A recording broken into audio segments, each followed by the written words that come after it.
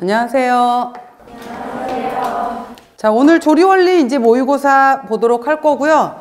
조리원리 같은 경우에는 2교시 문제로 들어가게 돼요. 그래서 2교시 문제에서는 2교시에도 시험지가 이제 2교시에는 백문항이 나와요. 백문항이 나오게 되는데 첫 번째가 식품학하고 조리원리 이렇게 해서 여기 이제 식품미생물까지 포함이 되는 거예요. 식품학, 조리원리, 식품미생물에서 식품미생물 같은 경우에는 3문제 정도가 나와요. 그래서 대략 뭐 이제 18, 19문제 정도씩 해서 쭉 뭐 이렇게 여기까지 포함시키면 18문제 정도? 그리고 식품미생물 4문제 이렇게 해서 이쪽에서 40문제가 나오게 되는 거고요. 그 다음에 단체급식하고 그 다음에 뭐 식품 이제 위생이라든지 그 다음에 법규, 그 다음에 경영, 식생활 관리 이 파트로 해서 이제 60문항 해서 총 220문제가 나오는 거죠. 그래서 바로 조리원리 부분인데 특히 작년 같은 경우에는 여러분들도 공부하시다 보시면 아시겠지만은 식품학하고 조리원리하고 경계가 굉장히 애매해요. 그래서 이거 식품학 시간에 했던 건데 저거 조리원리 시간에 했던 건데 아마 이런 문제들이 왔다 갔다 할 거예요. 그리고 조리원리 같은 경우에도 이제 여기 식품학에 해당이 되는 베이스가 있어야지 조리원리를 이해하기가 훨씬 쉬워요. 그리고 시험 문제가 우리가 100문제 주어지는 시간을 100분간 주는 게 아니라 훨씬 짧게 주어지거든요. 그래서 그렇게 시험 문제가 어렵진 않아요. 그래서 정확하게 요점 파악에 해당이 되는 것들을 보시고 감이 아니라 이제 우리가 공부하는 이유가 이론 베이스를 알자라는 거잖아요. 그래서 같이 적용하시면 될 것 같아요. 그래서 식품 미생물 같은 경우에는 3문제, 4문제 정도가 나오는데 이 부분에 해당이 되는 것들도 주로 이제 발효 균주 이러한 것들을 물어요. 그래서 제가 조리원리 들어갈 때 김치에 관련된 균주다, 요구르트에 관련된 균주다, 치즈에 관련된 균주다 그러면은 그거 기억해 놓으시면은 식품 미생물 문제도 풀 수 있어요. 그래서 여기는 이제 작게는 3문제, 많게는 4문제 이 정도로 나온다라고 보시면 되는데 일단은 여러분들 그 1교시 문제가 120문제, 2교시 문제가 100문제, 220문항이잖아요. 전체 220문제에서 60%를 맞아야지 합격에 해당이 되는 거고요. 각각 1교시의 첫 번째 과목, 1교시의 두 번째 과목, 2교시의 첫 번째 과목, 2교시의 그러니까 네 번째 과목 그래서 이 크게는 4단락으로 보는 거예요. 각각의 과목마다의 40%라는 과락이 있어요. 그러니까 아무리 여기서 100점, 여기서 100점, 여기서 100점 다 맞았어요. 다 맞았다고 하더라도 식품학 따로 조리원리 따로 보는 게 아니라 이걸 그냥 하나의 시험지로 보는 거예요. 식품학, 조리원리, 식품미생물에 해당이 되는 40문제짜리에서 최소한 40%는 맞아줘야 되는 거예요. 그런데 여기에서 내가 40%면 16문제잖아요. 근데 나머지 거 다 맞았는데 여기에서 내가 15문제를 맞았어. 그럼 떨어지는 거예요. 그래서 각 과목당은 반드시 40% 이상을 맞으셔야 되고 전체 합격에 해당이 되는 것은 60% 되는 거다라고 보시면 될 것 같아요. 그래서 자 이제 조리원리 들어가도록 할게요. 첫 번째 시간이니까 마찬가지로 제가 여러분들께 드렸던 프린트물 꺼내놓고 나서 이쪽 챕터에서의 핵심은 이거구나 라는 정도는 짚어보면서 들어가도록 할게요. 그래서 조리원리는 대략 한 20문제 정도로 생각하시면서 같이 보도록 할게요. 1번 보시면은 자 여러분 1페이지 봐보세요. 1페이지 제가 드렸던 프린트물 1페이지를 같이 보시면은 조리원리의 개요라고 했잖아요. 그래서 조리의 목적, 그 다음에 계량법, 열과 조리, 조리 조작법 이렇게 크게 4가지로 나누었어요. 그러면은 1번에 나와 있는 문제, 자 문제 1번하고 같이 볼게요. 조리 목적에 대한 설명이다. 옳지 않은 것은? 라고 물었죠. 호화, 연화 등으로 소화율이 증가가 된다. 맞아요. 그 다음에 식품 중에 영양소의 손실과 파괴를 좀 더 방지하고자 한다. 풍미, 외관의 증진으로 식욕을 증진시키고 좀 더 좋은 식품의 기호성을 높이고 싶다. 식기, 썰기 등을 통해서 독성분을 제거하고 무독 처리해서 식품의 안전성을 높이고 싶다. 맞죠? 그리고 5번에 보시면은 건조법, 수분을 날리고요. 당장법, 설탕을 이용해서 수분을 뺏어오고요. 염장법, 소금을 이용해서 수분을 뺏어오는 거예요. 자유수 부분을. 그래서 바로 이거는 수분 활성도에 해당이 되는 것을 우리가 AW라고 하잖아요. 이거에 해당이 되는 것을 낮춤으로써 건조, 당장, 염장 해당이 되는 것은 수분 활성도를 0.6 아래로만 낮추면은 모든 미생물의 증식을 억제시킬 수가 있어요. 그래서 바로 이거는 결국은 우리가 수분 부분에서 자유수 부분에 해당이 되는 것을 제거를 하는 거겠죠. 그래서 자유수 부분을 바로 저하시킴으로써 저장성을 향상시킨다라고 하는 거고요. 여기서 여러분들 하나 참고로 알아놓으실 게 뭐냐면은 초절임법 같은 경우에는 초절임법은 얘도 오랫동안 저장하기 위한 방법이 맞는데 얘는 자유수 부분이 아니라 바로 pH를 낮춤으로써 세균이 좋아하는 pH 범위를 벗어나 버리는 거예요. 그러니까 초절임법은 원리가 다르다라고 보시면 될 것 같습니다. 자, 그래서 이 내용이고요. 2번 보시면은 조리 후의 현상과 그 원인이 옳게 설명된 것은 그랬어요. 자, 돼지고기 편육을 만들었는데 누린내가 났대요. 자, 이거는 고기를 삶은 후 생강을 넣었다라고 했는데 생강을 나중에 넣게 되면은 고기가 익은 다음에 생강이 들어가게 되면은 생강 냄새 때문에 누린내가 덜 나요. 이건 잘 넣은 거예요. 그래서 편육에서 누린내가 났다라는 것은 생강을 처음부터 넣어버렸기 때문에 그런 거예요. 생강은 나중에 들어가야 돼요. 그 다음에 소고기 장조림이 질겨서 찢어지지 않았다라고 했었는데 장조림 만들 때도 먼저 고기를 익힌 다음에 간장이 나중에 들어가야 돼요. 근데 처음부터 간장이 들어가 버리게 되면은 소고기 너무 질겨서 찢어지지 않아요. 자, 익힌 후 간장을 넣고 졸였다. 이건 잘 만드는 방법에 해당이 되는 거고요. 생선구이가 석쇠에 붙어서 잘 떨어지지 않는다라고 했는데 석쇠를 달구지 않고 생선을 올렸기 때문에 얘가 들러붙어 버린 거예요. 그래서 들러붙지 않게 하려면은 석쇠를 달군 다음에 생선을 올려야 되겠죠. 오이 소박이 초록초록 오이 클로로필이었던 것이 누렇게 변했대요. 바로 익으면서 유기산이 작용을 하게 되면서 우리가 초록색이 되는 것은 이거잖아요. 클로로필에 해당이 되는 것은 가운데 마그네슘 이가 이온을 갖고 있는 포르피린 링 구조예요. 여기에서 산이 작용을 하게 되면은 바로 마그네슘이 떨어져 나가고, 잘 기억하세요 여러분들.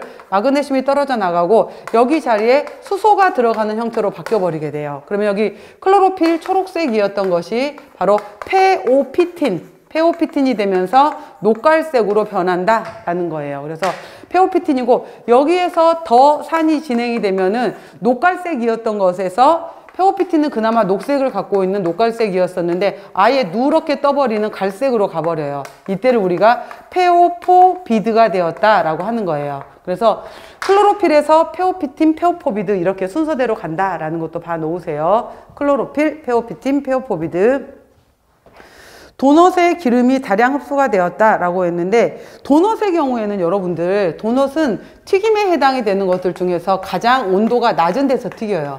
150에서 160도씨에서 튀기게 되는데 우리가 튀김이라는 것도 적당량의 기름이 들어와야 되는데 너무 낮은, 이거보다 더 낮은 온도에서 튀겨버리잖아요. 그럼 기름이 너무 많이 들어와 버려요. 그래서 낮은 온도에서 튀겼기 때문에 기름이 흡유가 되는 거예요. 그래서 높은 온도에서 튀기게 되면 오히려 기름이 덜 들어와요. 답은 4번이었고요.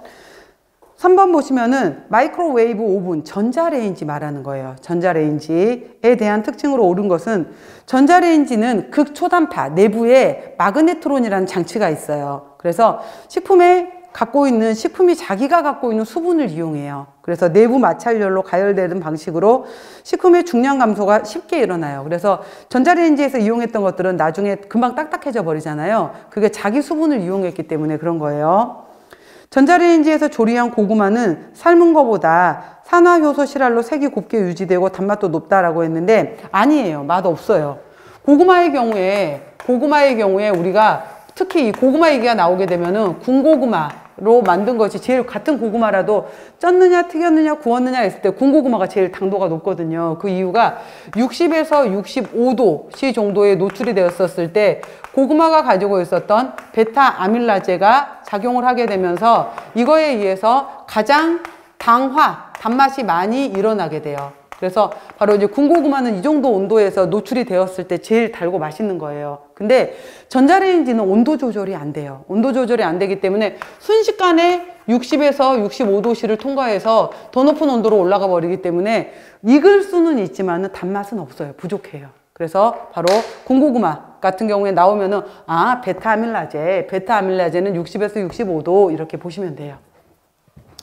그 다음 보시면은 그래서 2번도 틀렸고요. 극초단파가 유리, 도자기, 종이, 합성수지, 등을 통과하는 성질을 가지기 때문에 그릇에 담은 채로 요리가 가능하다. 맞아요. 그래서 바로 투과하는 성질을 가지지 않는 금속 용기는 사용할 수가 없어요. 반대로 금속 용기 사용 불가라고 써놓으세요. 금속 용기 사용하면 어떻게 돼요? 불꽃 튀고 난리 나잖아요. 그래서 바로 투과를 하지 못하는 것들은 사용하면 안 되는 거.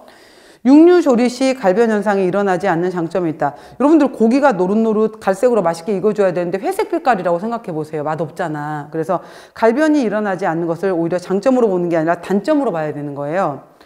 다량의 식품 쉽게 조리할 수 있다. 전자레인지 단체급식용이라고 해서 크지 않아요. 다 똑같아요. 그래서 더 크게 만들 수도 없어요. 마그네트론 장치 때문에. 그래서 다량의 식품은 이용할 수가 없죠. 자, 정답은 3번. 다음 4번 문제.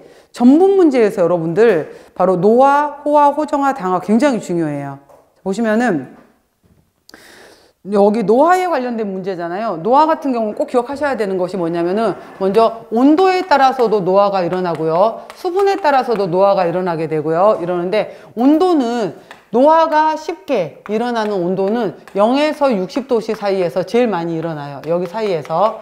그 중에서도 0에서 5도 냉장고 온도일 때 가장 노화가 잘 일어나죠. 그래서 노화를 나는 억제하고 싶어 라고 하게 되면은 아예 60도씨 이상으로 저장을 하는 거예요. 이게 보온밥솥이 되겠죠. 아니면 온장고가 되는 거고요. 아니면 나는 0도 아래로 갈 거야 라고 하게 되면 아예 냉동 보관해 버리는 거. 그래서 0에서 60도씨 범위가 제일 잘 일어나요. 그래서 온장 보온으로 가든지 아니면 냉동으로 가버리든지 냉장 보관하면 안 돼요. 오히려 수분 함량 30에서 70% 혹은 30에서 60%까지도 얘기하는데 여기 있었을 때가 제일 노화가 잘 일어나요. 그렇다고 해서 수분을 70% 이상으로 주자니 모두 다 죽처럼 만들어 버릴 수는 없잖아요. 그래서 이 방법을 선택하는 것보다는 수분 함량을 15% 아래로 날리는 방법을 많이 선택을 하게 되는 거예요. 그래서 바로 라면, 건빵, 비스켓 그 다음에 뭐 이런 것들 전부 다 수분 함량을 15% 아래로 날려버리는 방법을 선택하게 돼요. 봐보세요. 동결하게 되면은 냉동시켜 버리게 되면 노화가 억제된다. 맞아요. 그 다음에 자 산성 중에서 염류 중에서 산성하고 알칼리성이 있게 되는데 산하고 알칼리성에서 알칼리성은 노화를 억제하면은 산성은 노화를 촉진하는 인자예요. 그래서 우리가 밥을 가지고서 김밥을 만들었고 초밥을 만들었다라고 하게 되면 식초가 들어간 초밥이 더 쉽게 딱딱해져요. 그 이유가 산이 들어가게 되면은 노화가 더 진행이 더 빨리 된다라는 거예요. 그래서 산은 노화를 촉진한다. 맞아요. 60도씨 이상에서 노화가 일어난다. 아니에요. 60도씨 이상에서는 오히려 노화가 억제가 돼요. 보온밥솥. 그 다음 아밀로펙틴의 함량이 많을수록 노화가 억제된다라고 했었는데 이것도 잘 기억해 놓으셔야 돼요. 자, 우리가 아밀로즈하고 전분에서 아밀로펙틴이 있게 되는 건데 아밀로즈는 이렇게 일자 형태로만 되어 있는 거고 아밀로펙틴은 가다가 이렇게 가지를 갖고 있는 것들이잖아요. 그러면 일자로만 되어 있는 이것은 포도당 해당이 되는 글루코즈 결합이 알파1사로만 결합이 되어 있는 거고요. 아밀로펙틴은 이러한 분지가 있는 곳에서는 알파16도 가지고 있는 거잖아요. 그래서 1사와 16을 다 같이 갖고 있는 것이 아밀로펙틴 구조에 해당이 돼요. 얘는 일자 구조이기 때문에 호화도 빨라요. 그 다음에 얘는 노화도 빨라요. 방해가 없기 때문에. 아밀로즈는 호화도 빠르고 노화도 빠르다라는 거예요. 아밀로펙틴은 가지를 갖고 있기 때문에 호화도 상대적으로 느려요. 그리고 우리가 같은 떡이라고 하더라도 백설기하고 찹쌀 인절미 생각해 보세요. 백설기는 쉽게 딱딱해져 버리는데 찹쌀 인절미는 훨씬 더 촉촉하고 쫀득거려요. 그게 바로 아밀로펙틴 구조로 이루어져 있는 찹쌀 구조를 갖고 있기 때문에 얘는 노화도 억제가 된다라는 거예요. 이거 잘 물어보니까 꼭 기억하시고요.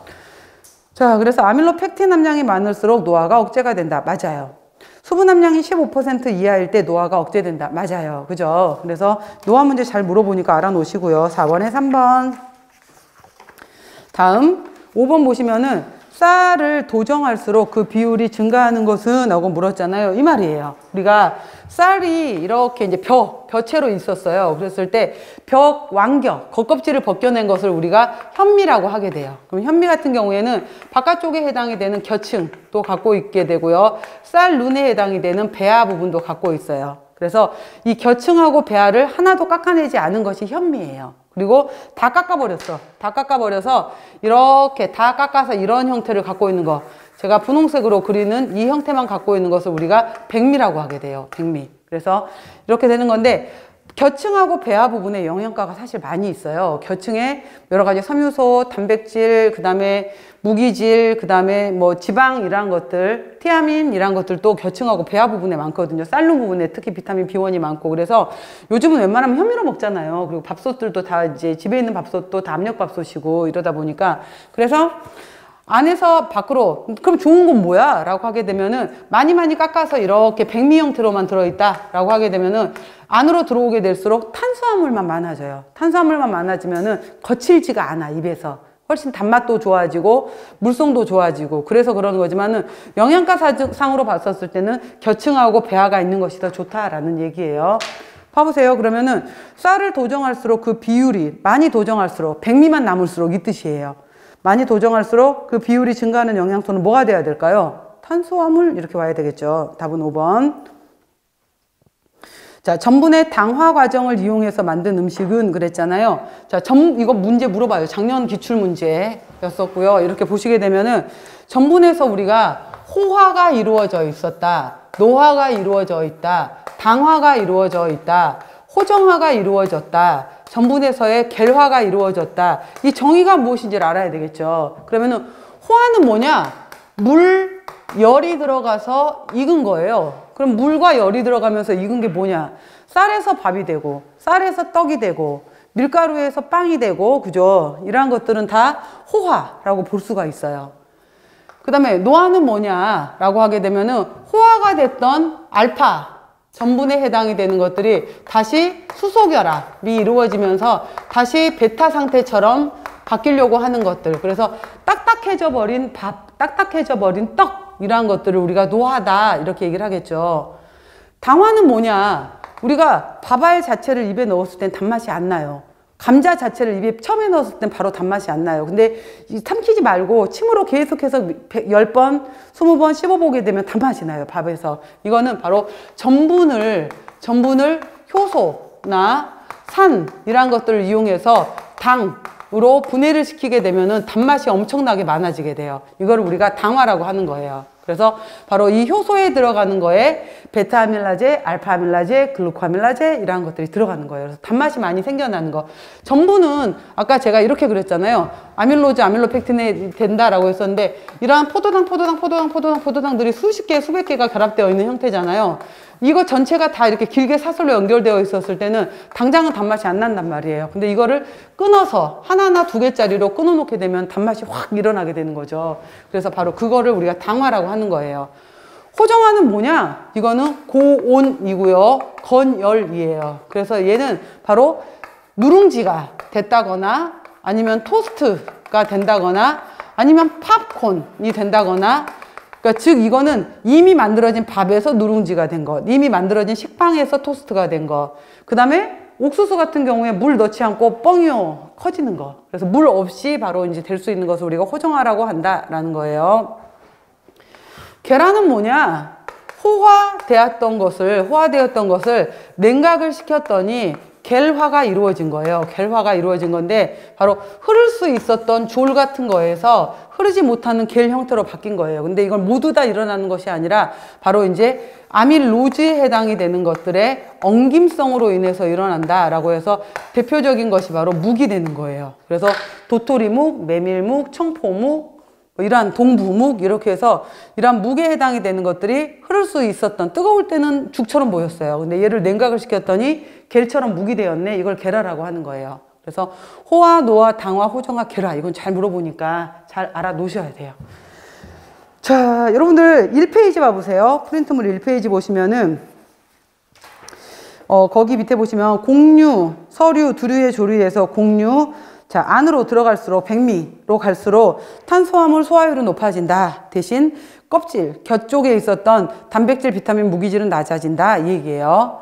그 다음에 맵쌀하고 찹쌀이 있는데 맵쌀은 아밀로즈가 20이라면 찹쌀은 아밀로펙틴만 100%예요. 그래서 아까 제가 찹쌀이 아밀로펙틴이 많기 때문에 얘가 노화가 억제가 된다라고 했었잖아요. 그 얘기예요.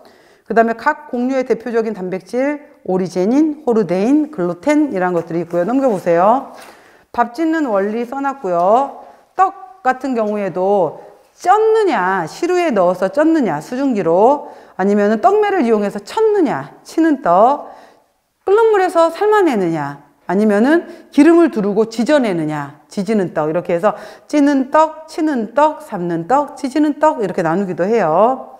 그 다음에 전분에서 호화, 베타 전분이 물, 열이 들어가면서 알파로 가는 것을 호화라고 한다. 호화는 뭐가 더 쉽냐? 아밀로즈가 전분 입자가 클수록이에요. 여러분들 전분 입자가 큰 것이 호화가 더 잘 돼. 감자하고 쌀하고 같이 익혀서 너 찐감자로 먹을래?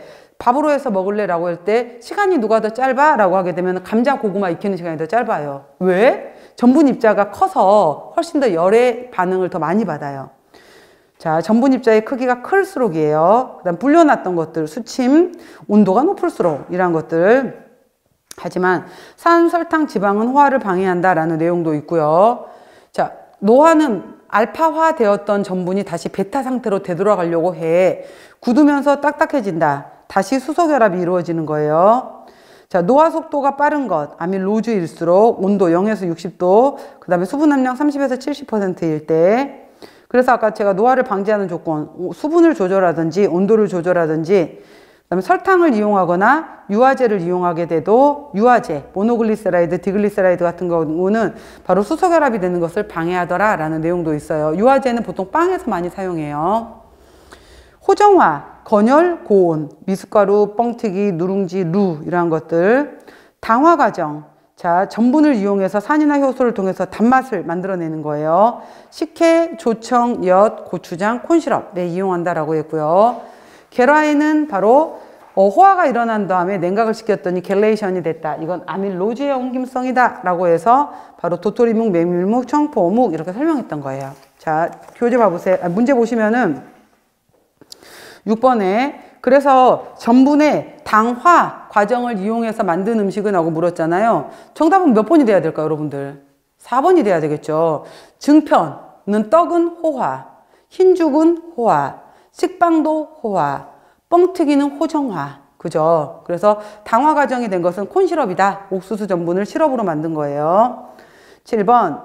제빵, 제과 시 다음과 같은 역할을 할 수 있는 재료는 하고 물었잖아요. 기포를 만들어서 팽창제 역할을 한다. 흰자로 머랭을 쳐주면 돼요. 가열에 의해서 응고됨으로써 구조를 형성하는 글루텐을 돕는다. 단백질 자체, 달걀 자체가 응고가 돼요. 지방을 유화 분산시켜서 조직이나 질감을 좋게 한다. 난황, 계란 노른자를 말하는 거예요. 자, 이러한 역할, 팽창제 역할을 한다. 응고제 역할을 한다. 그 다음에 지방을 유화시킬 수 있다. 달걀 이야기예요. 3번. 8번. 곡류에 대한 설명으로 옳지 않은 것은 보리, 단백질은 호르데닌이라고 한다. 호르데인, 호르데닌이에요. 맞아요. 보리에 비타민 B는 있는데 비타민 C는 없어요. 그래서 2번이 틀린 거고요. 쌀 단백질은 오리제닌이라고 한다. 라고 했고요. 메밀에 들어있는 혈관의 저항성을 강화시키는 성분은 루틴이라고 한다. 맞아요. 쌀도 그렇고요. 보리도 그렇고요. 제일 부족한 단백질을 제1 제한 아미노산이라고 하잖아요. 그 첫 번째가 리신이에요. 리신. 그 밖에 트레오닌, 트립토판 등이 있다라고 했어요. 옥수수 제인에서 제일 부족한 건 트립토판이었잖아요. 그래서 전체적으로 곡류는 리신, 트레오닌, 트립토판이 부족한 편이에요. 그래서 우리가 콩밥 먹었을 때 콩이 리신을 채워주더라. 우리나라가 삼면이 바다기 때문에 생선을 먹으면 생선이 리신을 채워주더라. 이런 말이 있었던 거예요. 리신. 다음 9번 보시면은 이제 감자 문제예요. 점질 감자와 분질 감자를 구별하기 위해 사용되는 식용가에 대한 설명으로 옳은 것은 그랬는데 점질 감자는 그 딱딱한 감자예요. 약간 단단한 감자여서 감자를 반 쪼갰을 때 가운데 약간 딱딱하게 심지가 있는 거. 약간 노란색 있는 거고요. 분질 감자는 쪘을 때 껍질이 벗겨지면서 이 분이 터져 나오는 보실보실한 감자 있잖아요. 그걸 분질 감자라고 해요. 그래서 단백질 양이 많으면은 자 식용가 교재로 볼까요? 제가 프린트물로 볼까요? 프린트물로 서류 부분에서 3페이지 봐보세요. 감자 단백질은 튜베린, 그 다음에 감자의 유독 성분은 솔라, 햇빛이 났을 때, 빛이 비쳤을 때, 솔라가 태양이란 뜻이라 그랬어요. 솔라닌. 감자가 썩기 시작하면 생기는 독성 물질 셉신, 이거 따라 놓으시고요. 감자는 깎아놓게 되면 색깔이 까맣게 갈색으로 돼버려요. 자, 바로 감자 아미노산, 기질인 티로신에 모노페놀 옥시다제, 티로시나제라는 산화효소가 작용을 하게 되면은 멜라닌이라는 갈색 물질이 만들어진다라는 거예요. 그럼 나는 이 갈변을 막고 싶어. 껍질 많이 벗겨놨어. 그럼 이걸 물에다가 담가 놓던지 아니면 익혀버리던지 아니면 아황산 용액이나 비타민 C 같은 거에다가 좀 넣어놔라 라는 거예요.